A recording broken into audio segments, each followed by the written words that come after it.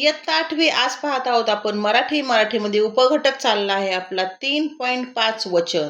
वचन म्हणजे काय? वचन दिले तू मला ते नाही, तर वचन म्हणजे एक वचन अनेक वचन. नामावरून जसे आपल्याला लिंग समजते त्याच नामाने निर्देशित केलेली वस्तू एक आहे की एकापेक्षा जास्त आहे हे समजते.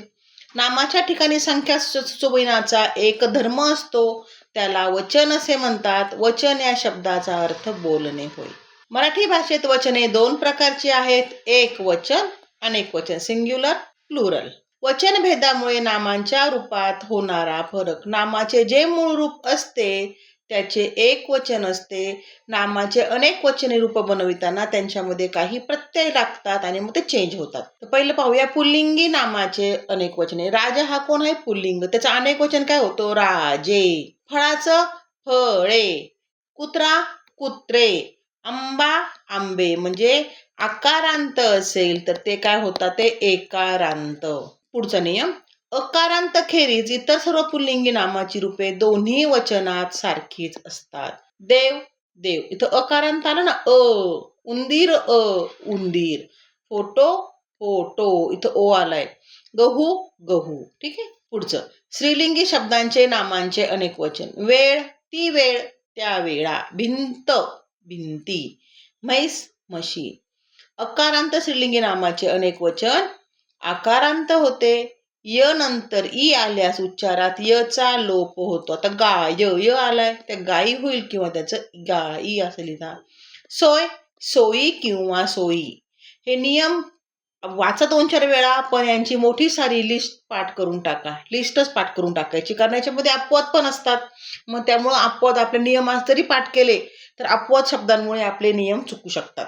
आकारांत स्त्रीलिंगी नामांचे अनेक वचन सारखेच राहते. गंगा स्त्रीलिंग आहे, आकारांत आहे. शाळा आकारांत आहे, स्त्रीलिंग आहे. दिशा हे आहे तसेच राहतात. उकारांत स्त्रीलिंग नामाचे अनेक वचन वा आकारात होते. पिसू पिसवा, जाऊ जावा, उवा. पुढचं, इकारांत स्त्रीलिंगी नामाचे अनेक वचन या कारात होते. सुतळी सुतळीच्या इथं आला आपला ई, उत्तरात काय आलं? सुतड्या या आलाय. साडी साड्या, माडी माड्या, काडी काड्या. ए ऐ कारात स्त्रीलिंगी शब्दाची रूपे आ या कारांत होतात. जर ऐ किंवा ऐ असेल, ए किंवा ऐ असेल तर आ किंवा या होते. पहा, आते आता, पै पया. पुढचा नियम, ओकारांत स्त्रीलिंगी शब्दाचे आकारांत होते. उदाहरणार्थ बायको, ओ आला, इथं झालं बायका. घर. आता पुढचं, नपुसकलिंग अकारांत अनेक वचनी एकारांत होतात. घर घरे, फुल फुले, मूल मुले, चाक चाके. इकारांत नपुसकलिंग नामाचे अनेक वचन एकारांत होते. विकल्पाने य हा आदेश होतो. अपवाद पाणी, लोणी, दही, अस्ती सोडून. आता पाहायला अपवाद आले, हो की नाही? अपवाद आल्यावरती मग आपले नियम आपल्याला लागू होत नाही बऱ्याच वेळा.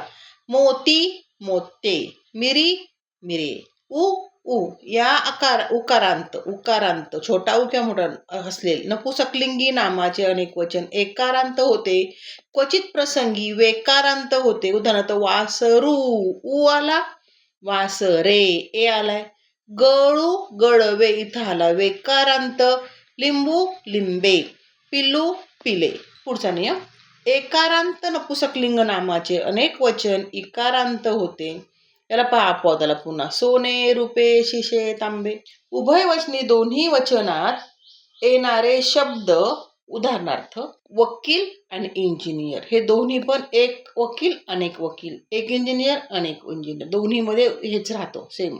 आता इथे काय वाचनाविषयी काही गोष्टी सांगितल्या ते ठीक आहे. आता पाहूयात आपण सराव संच 3.5. पहिला प्रश्न, खालील पैकी निश्चितपणे एकवचनी असलेला शब्द कोणता?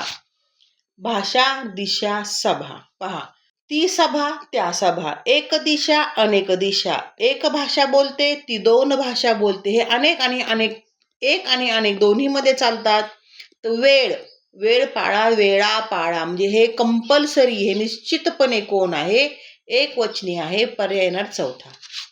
पुढचा प्रश्न, खालीलपैकी निश्चितपणे अनेक वचनी असलेला शब्द कोणता? मैना, सुना, नाना, काना. आता पहा, सून. सून हे एक वचनी आहे, सुना हे निश्चितपणे अनेक वचनी येणार आहे. दुसरा ऑप्शन.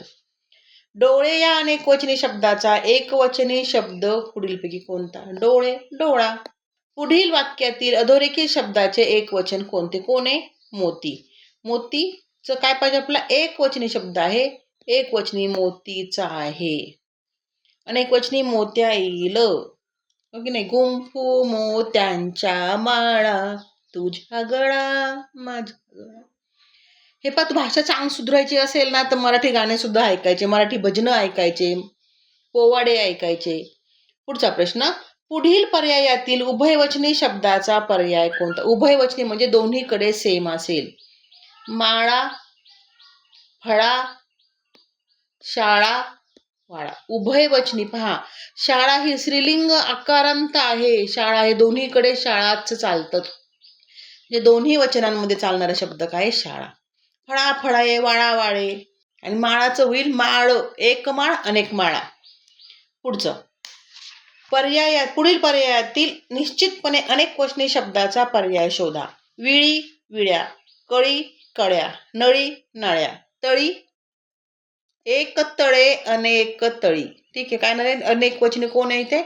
तळे, तळी, तळे, तळी. समया या शब्दाचा पहा, तुम्हाला समज नाही ना मनात म्हणून बघायचं की आमच्या काकांनी एक तळ बांधलं, आमच्या काकांनी 5 तळी बांधली. आपण 5 तळं बांधलं म्हणत नाही ना. ठीक आहे. समया या शब्दाचा एक वचनी शब्द समयी, समयी, समया. पुढील पर्यायातील उभयवचनी नसलेला शब्द आहे डॉक्टर, वकील, इंजिनियर. हे उभयवचनी आहे. पाटील, पाटलीन, है की नाही? पाटील हे उभयवचनी नाही. पुढचं, बेडूक या नामाचे अनेक वचनी रूप कोणते? बेडूक, बेडूकच राहतं. बेडूक, बेडूकच राहतं. पुढील पर्यायातील चुकीची जोडी कोणती? पहा, चुकीची जोडी शोधायची आपल्याला. केळे अनेक एक वचनी, हे पण अनेक वचनी, हे पण अनेक वचनी. हे पाखरे, पाखरू एक वचनी पाहिजे होतं की नाही? याचं उत्तर आहे चुकीची जोडी. समजलं का? हे पहा, अनेक केळे हे काय आहेत? अनेक वचन आहे. मग इथं एक वचन लिहिलं, हे चुकीचं. भांडे हे पण काय? अनेक वचन, हे पण चुकीचं आहे. आता पाखर हे एक अनेक वचन, हे बरोबर आहे. इथं काय पाहिजे? पाखरे, पाखरू एक वचन. चुकी जोडी कोण? खेडे अनेक वचन, ठीक नाही? दिलेल्या पर्यायातून वचनानुसार विसंगत शब्द कोणता? ओठ, माठ, काठ, गाठ. आता पहा, वचनानुसार ओठ, ते ओठ, तो माठ, तो काठ, तो ओठ. ओके, हे सगळे एकवचनी आहेत. गाठ काय ना रे? गाठ, गाठी, गाठ, गाठी. पुढील शब्दाचे वचन बदलून योग्य पर्याय शोधा. पाते, पाते, पाती. ओके नाही? फॅनला 3 पाती आहेत. पुढील पर्यायातील एकवचनी शब्दाचा पर्याय शोधा. एकवचनी शोधायचंय. एकवचनी. डोके त्याचं होतं डोकी, अनेक वचन होतं, म्हणजे हे एकवचनी आहेत. बाक, बाके, नख, नखे, नाक, नाके. तर उत्तर काय आहे आपलं? तिसरं. आता हा इथं संपलेला आहे. 3.5 संपलाय. पुढच्या लेक्चरला आपण विभक्ती घेणार आहोत. सबस्क्राईब करा, कमेंट करा, लाईक करा. ठीक आहे.